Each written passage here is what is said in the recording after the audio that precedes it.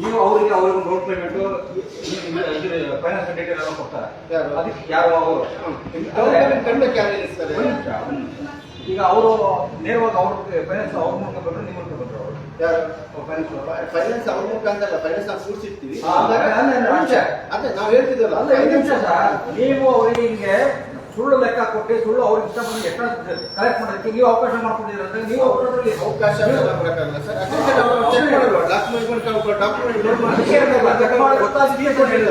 Scheme ಕೊಟ್ಟು ಎದುರಿಗೆ sir scheme ಕೊಡೋದವ್ರಿಗೆ ಕಳೆದಕ್ಕೆ ರೊಕ್ಕ ಕೊಡೋಲ್ಲ. ಸ್ಕೀಮ್ ಅವ್ರು ಎದುರಿಗೆ ಕೂರಿಸ್ಬಿಟ್ಟು ಸ್ಕೀಮ್ ಕೊಟ್ಟಿರ್ತಾರೆ. ಅದನ್ನೇ ಪ್ರಶ್ನೆ ಮಾಡ್ತಾ ಇರೋದಲ್ವಾ ಈಗ ಎಕ್ಸಸ್ ಹಾಕಿದ್ರೆ ಅದು ಗೊತ್ತಾದ್ರೆ ಪ್ರಶ್ನೆ ಮಾಡ್ತಾ ಇರ್ತೀಗ. ನಮಸ್ಕಾರ. ಸಮಸ್ತ ಕರ್ನಾಟಕ ಜನತೆಗೆ ಇದು ಏತರ್ ಶೋರೂಮ್ ಹಾಸನಲ್ಲಿ 2,500 ಹೆಚ್ಚುವರಿ ಒಬ್ಬ ವ್ಯಕ್ತಿ ಹತ್ರ ತಗೊಂಡು ಇವರು ನಮಗೆ ಬರೋದಿಲ್ಲ ಫೈನಾನ್ಸಿಗೆ ಬರುತ್ತೆ ಅಂತ ಉತ್ತರ ಕೊಡ್ತಾ ಇದ್ದಾರೆ ಶೋರೂಮ್ ಅವರು. ಈ ಥರ ಎಷ್ಟು ಜನಕ್ಕೆ ಆಗಿದೆಯೋ ಗೊತ್ತಿಲ್ಲ, ಇದು ನಮಗಾಗಿದೆ, ನಾವು ಹೇಳ್ತಾ ಇದ್ದೀವಿ. ಅವರು ಉಡಾಫೆ ಉತ್ತರಗಳು ಕೊಡ್ತಾ ಇದ್ದಾರೆ, ಇದು ನಮ್ಮಿಂದ ಆಗಿಲ್ಲ ಫೈನಾನ್ಷಿಯರಿಂದ ಆಗಿರೋದು ಅಂತ. ಇನ್ನು ಮುಂದೆ ಬಂತಕ್ಕಂಥವರು ಪ್ರತಿಯೊಬ್ಬರು ಏತರ್ ಶೋರೂಮಲ್ಲಿ ತುಂಬ ಜವಾಬ್ದಾರಿಯುತವಾಗಿ ನೋಡ್ಕೊಳ್ಳಿ. ಹೆಚ್ಚುವರಿ 2,500 ರೂಪಾಯಿ ದುಡ್ಡನ್ನ ತಗೊಂಡಿದ್ದಾರೆ. ಕೇಳಿದ್ರೆ ಯಾರೂ ಉತ್ತರ ಕೊಡ್ತಾ ಇಲ್ಲ. ಇದಕ್ಕೆ ಬೇಜವಾಬ್ದಾರಿ ಥರದ ಉತ್ತರ ಹಾಸನದ ಏತರ್ ಶೋರೂಮಲ್ಲಿ ನಡೀತಾ ಇದೆ. ಗಾಡಿ ತಗೊಳ್ಳೋವರೆಗೂ ಒಂದು, ತಗೊಂಡ್ಮೇಲೆ ಒಂದು ಇವ್ರುಗಳ ಆಟ. ಇವರು ಫೈನಾನ್ಷಿಯರು ನೋಡಿ ಇಬ್ಬರು ಸೇರಿ ಮಾಡ್ತಕ್ಕಂಥ ಕಳ್ಳಾಟಗಳು ಹಿಂಗಿರ್ತವೆ.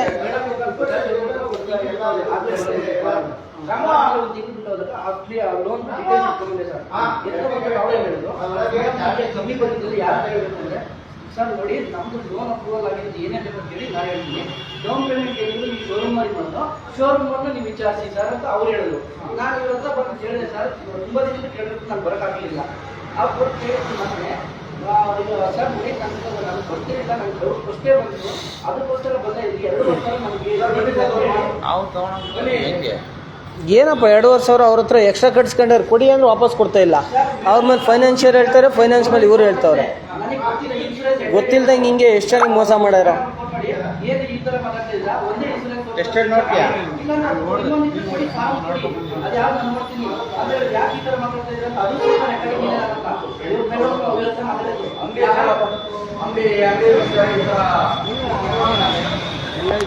ನಮಸ್ಕಾರ. ಇದು ಬೇಲೂರಲ್ಲ ಸಾರಿ ಹಾಸನದ ಏತರ್ ಶೋರೂಮ್, ಸಂತೆಪೇಟೆಯಲ್ಲಿರ್ತಕ್ಕಂಥ ಏತರ್ ಶೋರೂಮ್.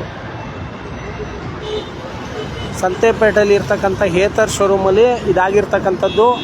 ಇವ್ರು ಕೇಳಿದ್ರೆ ಯಾರು ಸರಿಯಾದ ಉತ್ತರ ಕೊಡ್ತಾ ಇಲ್ಲ, ಉಡಾಫೆ ಉತ್ತರಗಳನ್ನ ಕೊಡ್ತಾರೆ ಇಲ್ಲಿನ ಮ್ಯಾನೇಜರು.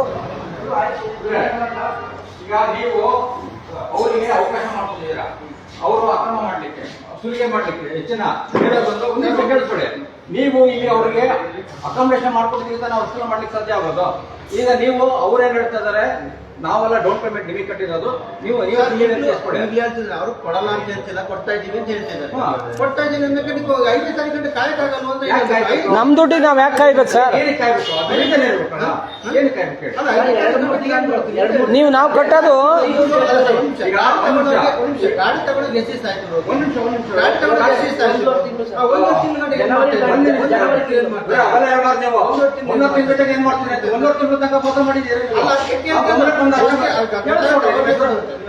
ಮನೋಜ್ ಅವರೇ, ನೀವು 1 ತಿಂಗಳಿಗೆ ಏನ್ ಮಾಡಿದ್ರಿ, ಇದು ಮಾಡಿದ್ರಿ ಅಂದ್ರೆ 1 ತಿಂಗಳು ಆಗಿಟ್ಟೆ ಗೊತ್ತಾಗಿರೋದು. ಇದು ಕೇಳಿಸ್ಕೊಡ್ರಿ, 1 ನಿಮಿಷ ಕೇಳಿಸ್ಕೊಳ್ಳಿ. 1 ತಿಂಗಳು ಏನ್ ಮಾಡಿದ್ರಿ, ಇದೇ ಏನ್ ಮಾಡಿದ್ರಿ ಅಂತ ಅಂದ್ರೆ ನೀವು ಮೋಸ ಮಾಡ್ತೀವಿ. 1 ವರ್ಷ ಬಿಟ್ಟು 1 ವರ್ಷ ಏನ್ ಮಾಡ್ತಿದ್ದೀರಿ ಅಂತ ಕೇಳ್ತೀರಾ ಅಂದ್ರೆ ನೀವು ಅಲ್ಲಿವರೆಗೂ ಫೋನ್ ಮಾಡಿದ್ರೆ ದಯವಿಟ್ಟು ಇದು ಮಾಡಿ 1 ನಿಮಿಷ. ಈಗ ನಾನು ಏನ್ ಹೇಳ್ತಾ ಇದ್ದೀನಿ, ನೀವು ಎಲ್ಲ ಒಂದು ಎಸ್ಟಿಮೇಟ್ ಕೊಟ್ಟ ಮೇಲೆ ನೀವು ಅದಕ್ಕೆ ತಕ್ಕಂಗೆ ತಗೋಬೇಕು. ಒಂದೊಂದು ರೇಟ್ ತಗೊಂಡಾಗ ಅದು ನಿಮ್ಮ ಶೋರೂಮಿಗೆ ಗೌರವ ಕೊಡುವಂಥದ್ದಲ್ಲ. ನೀವು ಗೊತ್ತಿದೆ. ಈಗ ಇದಾಯ್ತು ಅಂತಂದ್ರೆ ಯಾರಿಗೆ 1 ನಿಮಿಷ ನೀವು ಇದು ಮಾಡಿ. ನೋಡಿ, ಇಲ್ಲೊಬ್ರು 2,500 ಮಿಸ್ಸಿಂಗ್ ಆಗಿದೆ ಅಂತ ಬಂದ್ರು. ಅವ್ರು ಯಾವ್ದೋ ಒಂದು ಫೋನ್ ಕಾಲಲ್ಲಿ ಇದು ಮಾಡ್ತಾ ಇದಾರೆ. ಅದೇ ಗಾಡಿ ತಗೊಳಕ್ ಬಂದಿದ್ದಿದ್ರೆ ಇವರು ಎಲ್ಲಾ ಕೆಲಸಗಳನ್ನು ಬದಿಗಿಟ್ಟು ಗಾಡಿ ತೋರಿಸ್ತಾ ಇರ್ತಾ ಇದ್ರು. ಈಗ ನೀವೇನ್ ಹೇಳಿದ್ರಿ, 6ನೇ ತಾರೀಕು ಅವ್ರು ಕಾಯ್ಬೇಕು ಅಂತ ಹೇಳ್ತೀರಿ. 5ನೇ ತಾರೀಕು ಕಾಯಕ್ಕಾಗಲ್ಲ ಅಂತ ಹೇಳ್ತೀರಾ. ನಾವು ಈಗ 5ನೇ ತಾರೀಕು ಒಳಗೆ ಅಂದ್ರೆ ಅರ್ಥ ಏನು, ನೀವು ಅದನ್ನ ಒಪ್ಕೊಂಡಿದ್ದೀರಾ ಅಂತ. 1 ನಿಮಿಷ ನಾನು ಪೂರ್ತಿ ಮಾತಾಡ್ತೀನಿ. ನಾವು 5ನೇ ತಾರೀಕು ಕಾಯಿಗೆ ದುಡ್ಡು ಕೊಡ್ತೀವಿ ಅಂತ ನೀವು ಹೇಳ್ತಾ ಇದ್ದೀರಾ. ಅಂದ್ರೆ ಅದು ನೀವು ಹೆಚ್ಚಿಗೆ ದುಡ್ಡು ಕಟ್ಟಿಸಿರೋದು ನೀವು ಕನ್ಫರ್ಮ್ ಆಗಿ ಅದು ಕೊಡ್ತೀವಿ. ಅಲ್ಲ, ಈಗ ಒಂದು ಜನರನ್ನ ಇಟ್ಕೊಳ್ಳೋಕೆ ನಿಮ್ಗೆ ರೇಟ್ ಇಲ್ಲ ಅಂದಾಗ ನೀವು ಐದೇ ತಗೊಳ್ತೀರಾ? ಚೆಕ್ ಮಾಡಿದಾಗ ಎಕ್ಸ್ಟ್ರಾ ಬಂದಿದೆ ಕಾಣ್ತಿದ್ದಾಗ ಅವ್ರು ಒಪ್ಕೊಂಡಿದ್ದಾರೆ. ಆಯ್ತು, ಒಪ್ಕೊಂಡು ಮುಗಿತಲ್ವಾ? ರೀಫಂಡ್ ಮಾಡಿಸ್ಕೊಡ್ತೀನಿ ಅಂತ ಮಾಡಿಸಿ ಅದನ್ನ, ಅದಕ್ಕೆ ಕಾಯ್ಬೇಕು. ಇವಾಗ ಮಾಡಿಸಿ ಸರ್. ಕಂಪ್ನಿಗೆ ಹೋಗಿರುತ್ತೆ, ಅವ್ರು ರೀಫಂಡ್ ಮಾಡ್ತಾರೆ, ಅಕೌಂಟ್ ಮಾಡಿಸ್ತಾರೆ, ಬಜಾಜಿಂದ ಮಾಡಿಸ್ತಾರೆ ಅವರು. ಅಲ್ಲವ್ರೆ ನಾನು ಕೇಳ್ತಾರೆ ಅದು ಕನ್ಫರ್ಮ್ ಆದ್ಮೇಲೆ ನೀವು ಹೆಂಗೆ ಒಂದು ದಿವಸ ಇಟ್ಕೊಳ್ತೀರಾ ದುಡ್ಡನ್ನ ಹಾಕ್ಬೇಕಲ್ವಾ ವಾಪಸ್? ನೀವು ಅವ್ರಿಗೆ ಹೇಳ್ಬೇಕು ನೀವು, ಯಾಕೆಂದ್ರೆ ಅವ್ರು ಸುಮ್ಮನೆ ಇದು ಮಾಡೋದಿಲ್ಲ. ನೀವು ಇವ್ರಿಗೆ ಎಕ್ಸ್ಟ್ರಾ ದುಡ್ಡು ಕಲೆಕ್ಟ್ ಮಾಡೋಕೆ ನೀವು ಇಲ್ಲಿ ಸೀಟ್ ಕೊಟ್ಟಿದ್ದೀರ ನಂಗೆ ಆಯ್ತಲ್ವಾ? ಅದು ನೀವು ಪಾಲಿದೆ ನಂಗೆ ಆಯ್ತಲ್ಲ, ಇದೆಯಲ್ಲ ನನಗೆ ಗೊತ್ತಿಲ್ಲ. ಆದ್ರೆ ನೀವು ಅವ್ರು ಮಾಡೋದಕ್ಕೆ ನೀವೊಂದು ಅವಕಾಶ ಮಾಡ್ಕೊಟ್ಟಿದ್ದೀರಲ್ವಾ? ಸ್ವಲ್ಪ ನಾನು ಕಸ್ಟಮರ್ಗೆಲ್ಲ ನೀನು ಇಷ್ಟು ಕಲೆಕ್ಟ್ ಮಾಡಿದ್ರೆ ಇನ್ನೊಂದ್ಸರಿ ಕೊಡ್ಬೇಡ ಅಂತಂದಾಗ ಅವನೇ ಕಸ್ಟಮರ್ ಫೋನ್ ಮೋಸ ಮಾಡ್ತಾನೆ. ಅದು ಆಮೇಲೆ ಬಿಟ್ಟಿರೋ ಇನ್ನೊಬ್ಬ ಬಂದ ಇನ್ನೊಂದು ಮೋಸ ಮಾಡ್ತಾನ. ಈಗ ಆಗಿರೋ ಮೋಸಕ್ಕೆ ನೀವು ಇದು ಮಾಡಿ ಮಾಡಿಸ್ತಾರೆ ಅಲ್ಲ, ಮಾಡಿಸ್ಕೊಡ್ತೀವಿ ಮಾಡಿಸ್ತೀವಿ ಅಂತ ಹೇಳ್ಬೇಕು ನೀವು. ನಿಮ್ಗೂ ಅವ್ರಿಗೂ ಏನು ಸಂಬಂಧ ಇಲ್ವಾ ಅಂದ್ರೆ ಫೈನಾನ್ಸ್ ಸರ್ವದಿಂದೂ ಮಾಡಿಸ್ಕೊಡ್ತೀವಿ ಸರ್. ಈಗ 5ನೇ ತಾರೀಕು ಕಾಯಕ್ಕಾಗಲ್ಲ ಅಂತ ನೀವು ನನಗೆ ಕೇಳ್ತೀರಲ್ವಾ? 5ನೇ ತಾರೀಕು ಯಾಕೆ ಇಟ್ಕೊಳ್ತೀವಿ? ಅವ್ರು ದುಡ್ಡು ಕೊಡೋರಿಗೆ ಒಂದು ನಿಮಿಷ ಇಟ್ಕೊಳ್ತೀನಿ ಇದೆಲ್ಲ ಕರೀರಿ. ಅವ್ರು ಯಾರು ಕರೀರಿ? ಅವ್ರಿಗೆ ಕರೆಸ್ತಾರೆ, ಫೋನ್ ಕೊಡಿ. ಅದು ಮಾಡ್ಸು. ಯಾವುದು ಈಗ ಇವ್ರಿಗೇನೋ ಗೊತ್ತಿದೆ, ಇವ್ರು ಬಂದು ಕೇಳ್ತಾ ಇದಾರೆ. ಗೊತ್ತಿಲ್ಲದೆ ಎಷ್ಟು ಜನ ಮೋಸ ಹೋಗಿದಾರ? 5% ಆಯ್ತು, 5% ಬಂದಿರ್ತಕ್ಕಂಥ ಕಸ್ಟಮರ್ಗೆ ನೀವು ಸರಿಯಾದ ರೀತಿಯಲ್ಲಿ ಮಾಡಿ ಕಳಿಸ್ಬೇಕು. ಗೊತ್ತಿಲ್ಲದೆ ಇರೋರು ಬರ್ತಾರೆ ಹಳ್ಳಿಯಿಂದ, ಅವ್ರಿಗೇನು ಮಾಡೋದು? ಡೆಲಿವರಿ ಆಗಲ್ಲ, ಡೆಲಿವರಿ ಕೇಳ್ಬೇಡ ಆಗಲ್ಲ. ಒಂದು 5 ನಿಮಿಷ ಮಾತಾಡ ಕೇಳಪ್ಪ ದಯವಿಟ್ಟು. ಮಂತ್ ಎಂಡಿಗೆ ಅದು ಬೇಕಾದ್ರೆ ಇದು ಮಾಡಿಸಿ ಅಷ್ಟೇ ಬಿಡಿ, ಅಷ್ಟೇ ಡೆಲಿವರಿ ಆಗಲ್ಲ. ಪ್ರೊಸೀಜರ್ ಮುಗಿಬೇಕು, ಪ್ರೊಸೀಜರ್ ಮುಗಿದ ಏನು ಮಾಡ್ತಾರೆ ನೋಡಿ, ಇದರಲ್ಲೇ ಗೊತ್ತಾಗುತ್ತೆ. ಗಾಡಿ ತಗೊಳಕ್ ಬಂದಿದ್ರೆ ಇಷ್ಟೊತ್ತಿಗೆ ಚೇರ್ ಎಳ್ದು ಚೇರಲ್ಲಿ ಕೂರಿಸಿ ಏನು ಬೇಕು ಸರ್, ಯಾವ ಗಾಡಿ ಬೇಕು ಸರ್ ಅಂತ ಕೇಳ್ತಾ ಇದ್ರು. ಅದೇ ಈಗ 2,500 ಫ್ರಾಡ್ ಆಗಿರೋದು ಕೇಳಕ್ ಬಂದ್ರೆ ನಿಲ್ಸಿ ಮಾತಾಡ್ಸೋದು. ಅವರು ನಾವು ಮಾತಾಡ್ಬೇಕಾದ್ರೆ ಅವ್ರ ಫೋನಲ್ಲಿ ಮಾತಾಡೋದು, ಈ ರೀತಿಯಾದ ವರ್ತನೆಗಳು. ನೀವು ಅವ್ರ ಕಳಿಸಿ. ಈಗ ನಾವು ನೀವೇ ಒಪ್ಕೊಳ್ತೀವಿ. ನಾವು ಹೇಳಿದ್ರಿ ಸರ್, ಸರ್ ನಿಮ್ಮ ಶೋರೂಮಲ್ಲಿ ಆಗಿರೋದು. ನಿಮ್ಗೆ ರೇಟ್ಸ್ ಇಲ್ಲ, ನೀವೇ ಒಪ್ಕೊಂಡಿದ್ರೆ ಜಾಸ್ತಿ ಇದೆ ಅಂತಂದೆ. ನಿಮ್ ನಲ್ಲದ ದುಡ್ಡನ್ನ ಈಗ 1 ನಿಮಿಷ ಇಟ್ಕೊಳ್ತೀರಾ ನೀವು? ಯಾಕೆ ಐದು ಕಾಯ್ಬೇಕು? ನಿಮ್ಗೆ ಗೊತ್ತಾಗಿದೆ ಎಷ್ಟೊತ್ತು ದುಡ್ಡು ಬಂದಿದೆ ಅಂತ ಹೇಳಿ ನಾವು ಕಲೆಕ್ಟ್ ಮಾಡ್ತೀವಿ ಅಂತಂದ್ರೆ ನನ್ನ ರೆಸ್ಪಾನ್ಸಿಬಿಲಿಟಿ. 5ನೇ ತಾರೀಕು ಅವ್ರಿಗೆ ಅದಕ್ಕೆ ನೀಡಲೇ ಕೊಡಿ, ಯಾರು ನಾನು ಮಾಡಕ್ಕೆ ನೀವು ಕಂಪ್ಲೇಂಟ್ ಕೊಡಕ್ಕೆ ಹೋಗಿ ಕಂಪ್ಲೇಂಟ್ ಕೊಡಿ.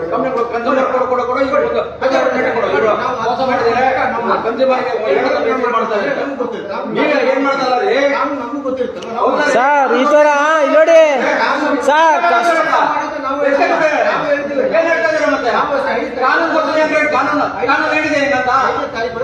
ಕಸ್ಟಮರ್ ದುಡ್ಡುಗಳನ್ನ ಯಾಕೈತೆ ಸರ್ ನಿಮ್ಗೆ ಅಲ್ಲ ಹಂಗ ದುಡ್ಡು ಯಾಕೆ ಕೊಡ್ತೀರ ನೀವು? 1 ನಿಮಿಷ ಇಟ್ಕೋಬೇಕಲ್ವ ನೀವು? ವೆರಿಫಿಕೇಶನ್ ಮಾಡ್ತಾ ನೀವು ಹೇಳಿದ್ದು ದುಡ್ಡಿಗೆ ಎಕ್ಸಸ್ 5,000 ಕೊಡ್ತಾ ಹೇಳಿದ್ಮೇಲೆ ನನಗೆ ಯಾವ ಬಂದು ಹೇಳಿದ್ರಿ ನೀವು? ನನಗೆ ಯಾವ ಬಂದು ಹೇಳಿದ್ರಿ? ಅವ್ರು ಗೊತ್ತಾಗ್ಲಿ ಹೇಳಿದಾರೆ. ಯಾವ ಬಂದು ಹೇಳಿದ್ರಿ? ಅವ್ರು ಗೊತ್ತಾಗ್ಲಿ ಹೇಳಿದಾರೆ. ಕಾಲ್ ಮಾಡ್ತಿಲ್ಲ ನಿಮ್ಗೆ? ಅವ್ರು ಕಾಲ್ ಮಾಡಿ ನೀವೇನು ಹೇಳಿದ್ರಿ ಅವತ್ತು? ನನ್ನ ಜೊತೆ ಹೋಗ್ತೀನಿ ಅಂತ ಹೇಳಿದ್ರಿ. ಹೌದಾ? ನೀವು ಹೇಳಿದ್ರೆ ನನಗೆ 60 ಹೋಗ್ಬೇಕು, ನನಗೆ ಸಾಯಂಕಾಲ 60 ಹೋಗ್ಬೇಕು ಅಂತ ನಾನು ಅವ್ರು ಫೋನ್ ಮಾಡಿ ಹೇಳಿದ್ದಿಲ್ಲ. ಅವ್ರು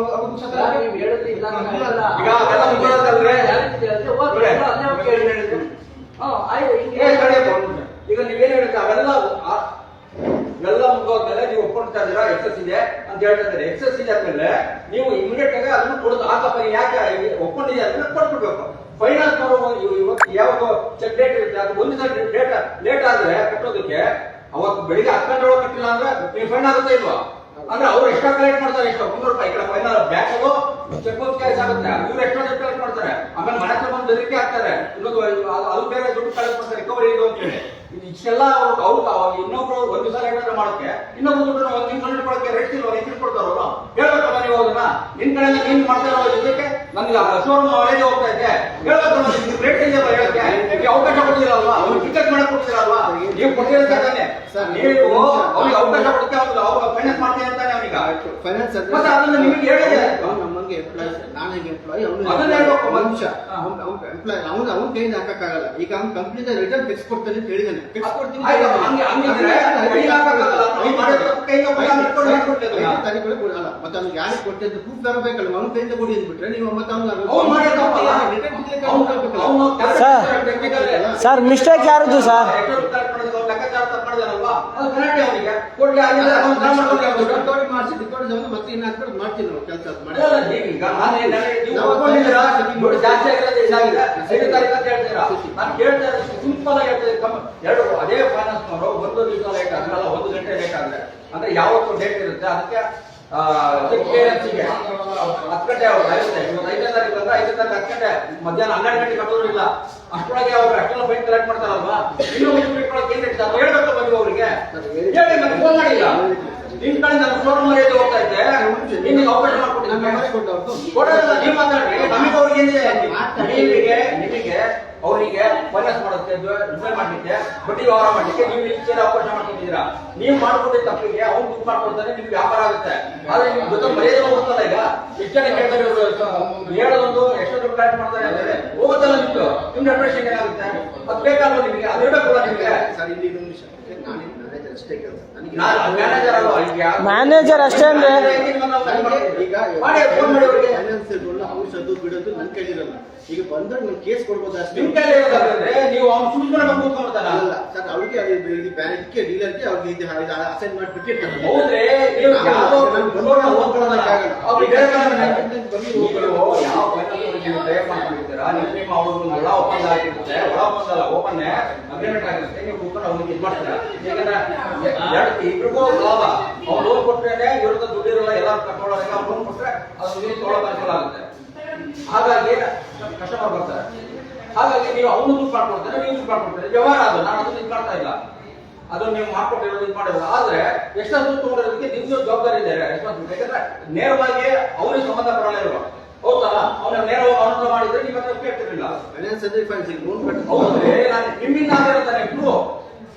ಇದು ನೋಡಿ, ಈಗ ಅದೇ ಯಾವ ಕೇಸ್ ಹೆಸರು ಮಧುಸ್ವಾಮಿ ಕೇಸ್ನವ್ರು ಬಂದಿದ್ದಾರೆ ಇಲ್ಲಿಗೆ. ನೀವು ಎಲ್ಲಿದ್ದೀರಾ? ಹಾ, ಲೀವಲ್ಲಿ ಇದ್ದೀರಾ? ಹಾ, ನೋಡಿ ಅವ್ರೆಲ್ಲ ನಂಬರ್ ಬರ್ತಾರೆ. ಹಲೋ ಹಲೋ ಹಲೋ ಕಟ್ ಮಾಡಿದ್ರು ಸರ್ ನೋಡಿ. ಕೇಳಿಸ್ತಾ ಇದೆ, ಕೇಳಿಸ್ತಾ ಇದೆ. ಲೌಡ್ ಸ್ಪೀಕರ್ ಮಾಡಿ. ಹಲೋ, ಇವರು ಮಾತಾಡ್ತಿರೋ ವಿಷಯ ಡೀಟೇಲ್ ಗೊತ್ತಿದೆ ಅಲ್ವಾ? 2000 ಚಿಲ್ಲರೆ ಎಷ್ಟು 2500 ರೂಪಾಯಿ ಎಕ್ಸಸ್ ಅಮೌಂಟ್ ನೀವು ಕಲೆಕ್ಟ್ ಮಾಡಿದಿರಂತೆ. ಹೌದು, ಆಯ್ತಲ್ವಾ? ಕರೆಕ್ಟ್. ಈಗ ಒಪ್ಕೊಂಡ್ರೆ ಅಲ್ವಾ? ನೀವು ತಗೊಂಡಿದ್ಮೇಲೆ ಒಟ್ಟಾದ್ಮೇಲೆ ನೀವು 1 ನಿಮಿಷ ಇಟ್ಕೊಳಕ್ಕೆ ನಿಮ್ ರೇಟ್ಸ್ ಎಲ್ಲ ಹೆಂಗ್ ಇಟ್ಕೊಳ್ತೀರಾ ನೀವು? ಅದು ಕೊಡ್ಬೇಕಲ್ವಾ? ಇವ್ರು ಹೇಳ್ತಾರೆ 5 ತಾರೀಕು ಕೊಡ್ತೀನಿ ಅಂತ.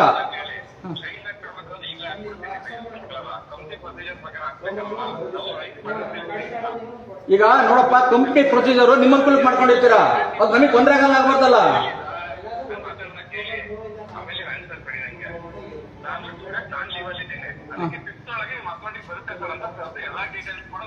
ಈಗ ನಾನು ನೋಡಪ್ಪ ನಿಮ್ಮ ಶೋರೂಮ್ ನವರಿಗೆ ಹೇಳ್ತಾ ಇದ್ದೀನಿ,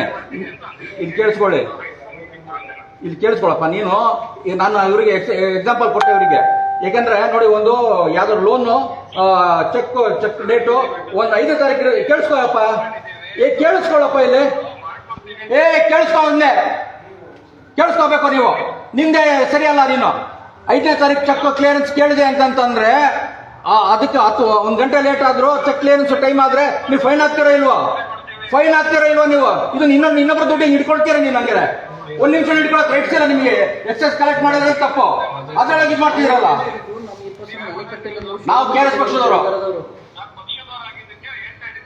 ಹಾ ಹಾ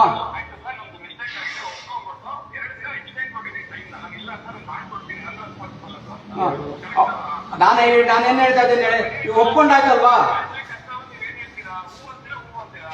ನಾನು ಕೇಳ್ತಾ ಇರೋದಲ್ಲ, ನನ್ನ ಇದು ನೀವು ಎಕ್ಸಸ್ ದುಡ್ಡು ಇಟ್ಕೊಂಡ್ಮೇಲೆ ನೀವು 1 ನಿಮಿಷ ಆ ದುಡ್ಡಿನ ಇಟ್ಕೊಳಕ್ಕೆ ರೇಟ್ಸ್ ಇಲ್ಲ ನಿಮಗೆ. ನೀವೇ ಒಪ್ಕೊಂಡಿದ್ದೀರಾ ಎಕ್ಸಸ್ ಪೇಮೆಂಟ್ ಆಗಿದೆ ಅಂತ ಹೇಳಿ. ನೀವು ಅದನ್ನ ಇಮಿಡಿಯೇಟ್ ಕೊಟ್ರೆ ಆಯ್ತು. ನಿಮ್ ಟೆಕ್ನಿಕಲಿ ಪ್ರಾಬ್ಲಮ್ ಇದ್ರೆ ಅದಕ್ಕೆ ಯಾಕೆ ನೀವು ತೊಂದರೆ ಕೊಡ್ತೀರಾ?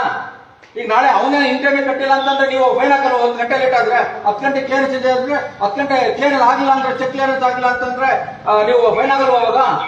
ಫೈನ್ ಹಾಕ್ತಿರೋ ಹೇಳಿ ನೋಡಿ, ನಿಮ್ಗೂ ಚೆಕ್ ಬೌನ್ಸ್ ಕೇಸ್ ಆಗುತ್ತೆ, ನೀವು ಇಲ್ಲೂ ಇದಾಗ್ತೀರಾ. ನಿಮಗೆ ಬಡ್ಡಿ ವ್ಯವಹಾರ ಮಾಡ್ಕೊಡೋದಕ್ಕೆ ಅನುಕೂಲ ಮಾಡ್ಕೊಡೋದಕ್ಕೆ ಇವ್ರು ಮನೆ ತಗೊಳ್ಬೇಕು. ಕೂಗಾಡೋದಲ್ಲೇ ನಿಮಗೆ ಇರ್ಬೇಕಲ್ರಿ. ಎಷ್ಟಾ ದುಡ್ಡು ನಮ್ದು ಕಲೆಕ್ಟ್ ಮಾಡಿದೀವಿ ಅಂದ್ರೆ ಇಮಿಡಿಯೇಟ್ ಆಗಿ ಅವ್ರ ಅಕೌಂಟಿಗೆ ದುಡ್ಡು ಹಾಕೊಳ್ಬೇಕು. ಅವ್ರು ಬಂದು ಕೇಳಿದ್ರೇನು ನೀವು ನಿಮ್ಗೆ ಹೇಳ್ತೀರಾ ಅಂತಂದ್ರೆ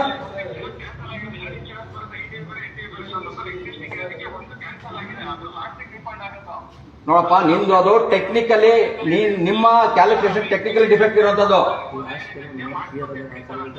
ಅದನ್ನ ಈಗ ನೀವು ಈಗ ಒಪ್ಕೊಂಡಿದ್ಮೇಲೆ ಹಾಕ್ಬೇಕಲ್ವಾ? ಒಪ್ಕೊಂಡಾದ್ಮೇಲೆ ಅದು ತಪ್ಪಾಗಿದೆ ಅಂತ ಆಯ್ತಲ್ವಾ? ನೀವು ಹೇಳ್ತೀರ ಒಪ್ಕೊಂಡಿದ್ದೀರ, ಒಪ್ಕೊಂಡಿದ್ದೀರಾ? ಡೇಟು ಕೇಳ್ತೀನಿ, 5ನೇ ತಾರೀಕು ಯಾಕೆ ಕೇಳಬೇಕು? ನಾನು ಅಷ್ಟೇ ಇದೆ ಒಪ್ಕೊಂಡಿದ್ದೀರಾ ಮಾತ್ರ ಒಪ್ಕೊಂಡಿಲ್ಲ ಅಂತ ಅರ್ಥ ಇದೆ. ಯಾಕೆ ಒಪ್ಪಬೇಕು? ಈಗ ಇಷ್ಟು ದಿವಸ ಕಾಯ್ದಿರ, 5ನೇ ತಾರೀಕು ಎಷ್ಟಾದ್ರೂ ಕಲೆಕ್ಟ್ ಮಾಡಿದೆ ಅಂತ ನೀವು ಕನ್ಫರ್ಮ್ ಆದ್ಮೇಲೆ ಇಮಿಡಿಯೇಟ್ ಆಗಿ ಕೊಡ್ಬೇಕಲ್ವಾ ನೀವು? ಇನ್ನೊಬ್ರು ದುಡ್ಡಿಗೆ ಫೈನ್ ಹಾಕಕ್ಕಾಗತ್ತೆ ಅವ್ರು ಇಂಟರ್ವ್ಯೂ ಕಟ್ಟಿಲ್ಲ ಅಂದ್ರೆ. ನಿಮ್ ದುಡ್ಡು ಕಟ್ಟೋದಕ್ಕೆ ಮಾತ್ರ ನಿಮ್ದೆಲ್ಲ ರೂಲ್ಸ್ ರೆಗ್ಯುಲೇಷನ್ಸ್ ಇವೆಲ್ಲ ಬರುತ್ತಲ್ವ ನಿಮಗೆ? ಈಗ ಇನ್ನೊಬ್ರು ದುಡ್ಡು ನೀವು ಬ್ಯಾಂಕ್ ಅಲ್ಲಿ ಇಂಟರ್ವ್ಯೂ ಕ್ಲಿಯರ್ ಆಗಿಲ್ಲ ನೀವು ಫೈನ್ ಹಾಕ್ತೀರಾ, ಅದೇ ರೀತಿ ಇನ್ನೊಬ್ರು ದುಡ್ಡು ಇಟ್ಕೊಳಕ್ಕೆ ನಿಮ್ಗೆ ಏನಿದೆ ಅದು ಕೊಡ್ಬೇಕಲ್ವ ಇಮಿಡಿಯೇಟ್ ಆಗಿ? ಕೂಗಾಡೋದಲ್ರಿ ನಿಮ್ ತಪ್ಪಿದೆ, ಅದಕ್ಕೆ ನೀವು ಇದು ಮಾಡ್ತಿದ್ದೀರಾ. ನೀವು ತಪ್ಪು ಮಾಡ್ತೀರಾ, ಅದಕ್ಕೆ ನಾವು ಮಾತಾಡ್ತಿದ್ದೀವಿ. ಕೂಗಾಡೋದಂದ್ರೆ ಏನಂತ ಪ್ರಶ್ನೆ ಮಾಡೋದು. ನಿಮ್ಮ ತಪ್ಪನ್ನ ಎಷ್ಟೋ ಸಮಯ ಕಟ್ಕೊಂಡಿರೋದು ಕೊಡಿ ಅಂತ ಹೇಳ್ತಿರೋದು, ಅದು ಇನ್ ಮಾಡಿದಾಗ ನಿಮಗೆ ಕೂಗ ಯಾಕೆ? ಈಗ ನೀವು ಯಾಕೆ ಕೂಗಾಡ್ತಾ ಇದೀವಿ? ಇಲ್ಲಿವರೆಗೂ ನೀವು ಕೊಟ್ಟಿಲ್ಲ, ಅದಕ್ಕೆ ಕೂಗಾಡ್ತಾ ಇದೀವಿ. ನೀವು ಕೊಟ್ಟಿದ್ರೆ ಯಾಕೆ ಮಾತಾಡ್ತಿದ್ವಿ? ಅಲ್ಲಲ್ಲ, ಈಗ ಕೊಟ್ಟಿಲ್ಲ ಅಂದ್ರೆ ಅದನ್ನೇ ಅಲ್ವಾ ಮಾಡಿರೋದು. ಟೈಮ್ ಯಾಕೆ ಕೇಳ್ಬೇಕಪ್ಪ? ನೀವು ಕನ್ಫರ್ಮ್ ಆಗಿದೆಯಲ್ಲ, ಎಕ್ಸಸ್ ಅಮೌಂಟ್ ಬಂದಿದೆ, ಅದನ್ನ ಇಮಿಡಿಯೇಟ್ ಆಗಿ ಟ್ರಾನ್ಸ್ಫರ್ ಮಾಡಬೇಕು, ಇಲ್ಲ ಕ್ಯಾಶ್ ಕೊಡ್ಬೇಕು.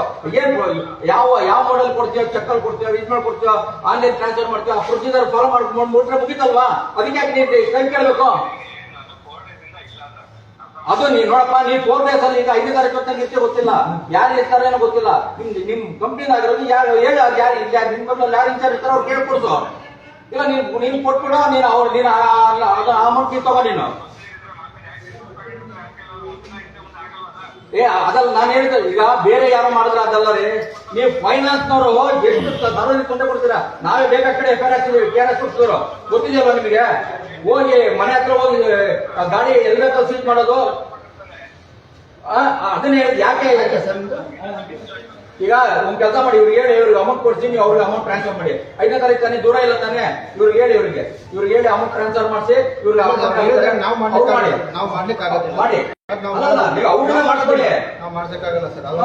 ಹೇಳಿ ನಾನ್ ಕಳ್ಳ ಆಗ್ಬಿಡ್ತೀನಿ ಅಷ್ಟೇ. ಯಾಕಂದ್ರೆ ನಾನು ಅವ್ರ ದೇಶಕ್ಕೆ ನಾನು ಕೊಡೋದು, ನಾನು ಕಳ್ಳ ಆಲ್ರೆಡಿ ಕಳ್ರಿಗೆ ಸಪೋರ್ಟ್ ಮಾಡಿದ್ರೆ ನೀವು ಬನ್ನಿ. ಬೇಕಾದ್ರೆ ಯಾಕೆ ಕೊಡ್ತೀರಾ? ಅವಕಾಶ ಕೊಡ್ತೀರಾ?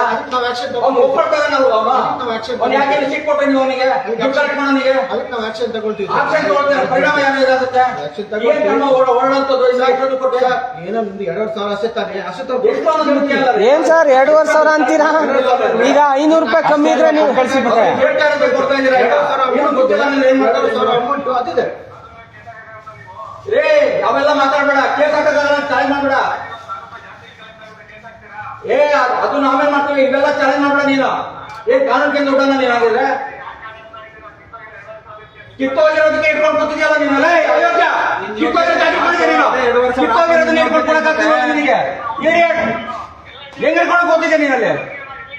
ಇವ್ರನ್ನ ಕಂಪ್ಲೇಂಟ್ ಕೊಡಲ್ಲ, ಇವ್ರ ಮೇಲೆ ಅವ್ರನ್ನ ಕೊಡೋ ಕಂಪ್ಲೇಂಟ್. ಇವ್ರ ಅವಕಾಶ, ಇಬ್ಬರು ಪಾರ್ಟ್ನರ್ ಆಗಿದ್ದಾರೆ, ದುಡ್ಡು ಇಟ್ಕೊಂಡಿದ್ದಾರೆ ಅಂತೇಳಿ ಇವ್ರ ಮೇಲೆ ಕಂಪ್ಲೇಂಟ್ ಕೊಡೋ ಕಷ್ಟ.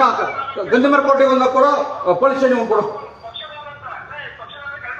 ಕರೆಕ್ಟ್ ಆಗಿ ಮತ್ತೆ ದುಡ್ಡು ಇಟ್ಕೊಂಡ್ಮೇಲೆ ಆಗ ಇಟ್ಕೊಂಡಿದ್ದೀರ. ಇನ್ನ ಎಷ್ಟೋ ದುಡ್ಡು ಯಾಕೆ ಕಲೆಕ್ಟ್ ಮಾಡಿದೆ? ಫಸ್ಟ್ ಯಾಕೆ ಕಲೆಕ್ಟ್ ಮಾಡಿದೆ? ಎಷ್ಟೋ ದುಡ್ಡು ಯಾಕೆ ಕಲೆಕ್ಟ್ ಮಾಡಿದೆ ನೀನು?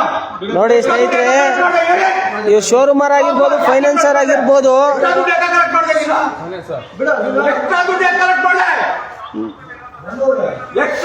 ಲೋನ್ ಕೊಡ್ಬೇಕಾದ್ರೆ ಯಾವ ರೀತಿ ಮಾತಾಡ್ತಾರೆ, ಈಗ ಯಾವ ರೀತಿ ಮಾತಾಡ್ತಾ ಇದಾರೆ ಅಂತ. ಪೇಮೆಂಟ್ ಮಾಡ್ಬಿಟ್ಟು ಅಂಗಡಿಯವರು ಕೂರ್ಸ್ಕೊಂಡವ್ರಿ ಎಷ್ಟೋ ದುಡ್ಡು ಕಲೆಕ್ಟ್ ಮಾಡಿ ಮಾಡ್ತಾರೆ. ಫೈನಾನ್ಸ್ನವ್ರಿಗೆ ಜೊತೆ ಶಾಮಿಲ್ ಆಗ್ಬಿಟ್ಟು ಕಸ್ಟಮರಿಗೆ ಎಷ್ಟೋ ದುಡ್ಡು ಕಲೆಕ್ಟ್ ಮಾಡಿ ಮಾಡ್ತಾರೆ. ನೋಡಿ, ಈಗ ಫೈನಾನ್ಸ್ ಅವರು ಲೈನಲ್ಲಿ ಇದ್ದು ಬಾಯಿಗೆ ಬಂದಂಗೆ ಮಾತಾಡ್ತಾರೆ. ತಗೊಬೇಕಾದ್ರೆ ಅಣ್ಣ ಸಾರ್ ಬನ್ನಿ ಕುತ್ಕೊಳ್ಳಿ ಅಂತಾರೆ. ಈಗ ತಗೊಂಡೆಲ್ಲ ಆದ್ಮೇಲೆ ಬಾಯಿಗೆ ಬಂದಂಗೆ ಮಾತಾಡ್ತಾ ಇದ್ದಾರೆ. ನಮ್ಗೊಬ್ರು ಪಕ್ಷದವರು ಅಂದ್ರೂ ಒಂದು ರೆಸ್ಪೆಕ್ಟ್ ಕೊಡ್ದಂಗೆ ಬಾಯಿಗೆ ಬಂದಂಗೆ ಮಾತಾಡ್ತಾ ಇದ್ದಾರೆ.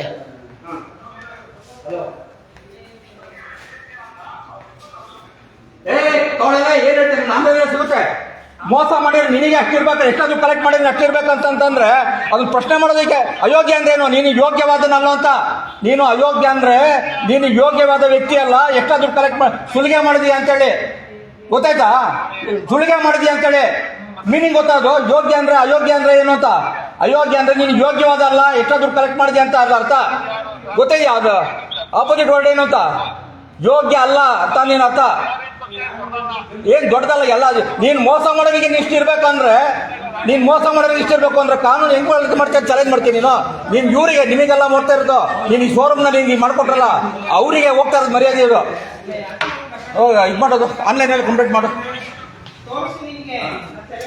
ನೋಡಿ ಸರ್, ಅಲ್ಲ ಇಂಥ ಫೈನಾನ್ಸ್ ಅವ್ರನ್ನ ಅಷ್ಟೊಂದೆಲ್ಲ ಬಾಯಿಗೆ ಬಂದಂಗೆ ಮಾತಾಡ್ತಾರೆ. ಒಬ್ರು ಕಸ್ಟಮರ್ ಹತ್ರ ಹೆಂಗ್ ಮಾತಾಡ್ಬೇಕನ್ನೋ ಸೆನ್ಸ್ ಇಲ್ಲ. ಅವರೆಲ್ಲ ಫೈನಾನ್ಸಿಯರ್ ಸರ್. ಅಲ್ಲ ಸರ್, ಆಗದಿರ್ಲಿ, ರಿಕ್ವೆಸ್ಟ್ ಮಾಡ್ಬೇಕು. ಅವರು ರಿಕ್ವೆಸ್ಟ್ ಮಾಡ್ಬೇಕು ಫೈನಾನ್ಸ್ ಅವರು. ಏಕವಚನದಲ್ಲಿ ಸರ್, ನಿಮ್ಗೆ ಅಷ್ಟು ಇದಾಗಬೇಕು ಅಂದ್ರೆ ಕಸ್ಟಮರ್ಗಳಿಗೆ ಎಷ್ಟು ಇದಾಗಿರ್ಬೇಕು ದುಡ್ಡು ಕೊಟ್ಟವ್ರಿಗೆ. ಬರೀ 2,500 ಅಂತ ಹೇಳ್ತಿರ್ಲಿಲ್ಲ, ಅದೇ 2,500 ತಾನೇ ಇಟ್ಕೊಂಡಿರೋದು ಎಕ್ಸ್ಟ್ರಾ. ನೀವು ಇಂಥದ್ದು ಎಷ್ಟು ಜನಿಗೆ ಮೋಸ ಆಗಿದೆಯೋ.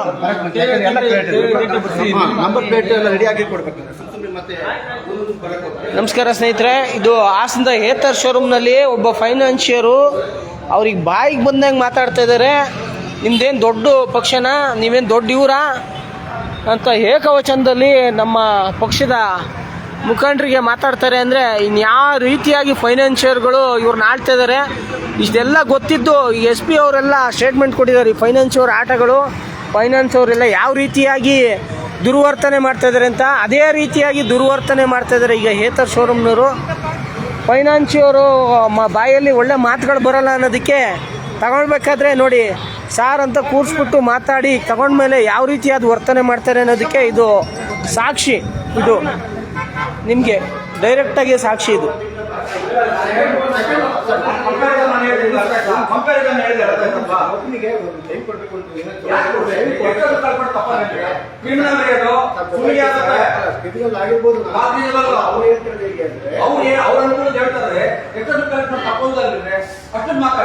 ಸರ್, ತಪ್ಪಾಗಿದ್ರೆ ಇಷ್ಟೊತ್ತಿಗೆ 2,500 ದುಡ್ಡು ಕೊಟ್ಟು ಮೊದಲು ಆಯ್ತು ತಗೊಳ್ಳಿ ನಿಮ್ದು ಅಂತ ಹೇಳ್ಬೋದಾಗಿತ್ತು.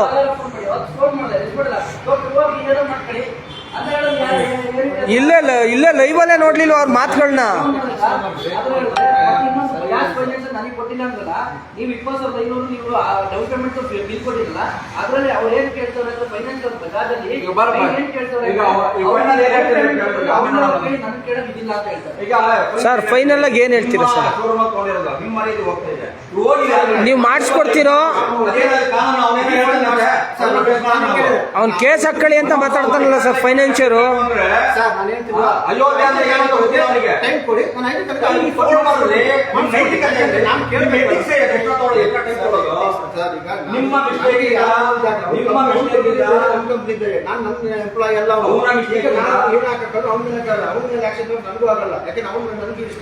ಪಾರ್ಟ್ನರ್ಶಿಪ್ ಅಷ್ಟೇ ಬಂದಿರ್ತೀನಿ.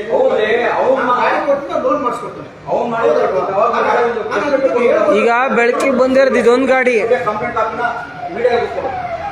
ನೋಡ ಏನಾಗುತ್ತೆ ಕಂಪ್ಲೇಂಟ್ ಕೊಟ್ಟು 11 ವರ್ಷ ಆಗ್ಬೋದು. ಕನ್ಸ್ಯೂಮರ್ ಕೋರ್ಟ್ಗೆ ಫೈನು ಎಷ್ಟು ಆಗಿದೆ ಅಷ್ಟು ಬಡ್ಡಿ ಎಲ್ಲಾನು ಸೇರ್ಕೊಂಡು ಮಾಡ್ಬೋದು. ಕಾನೂನು ಪಟ್ಟ ಹೇಳ್ಕೊಡ್ತಾನ ಅವನು.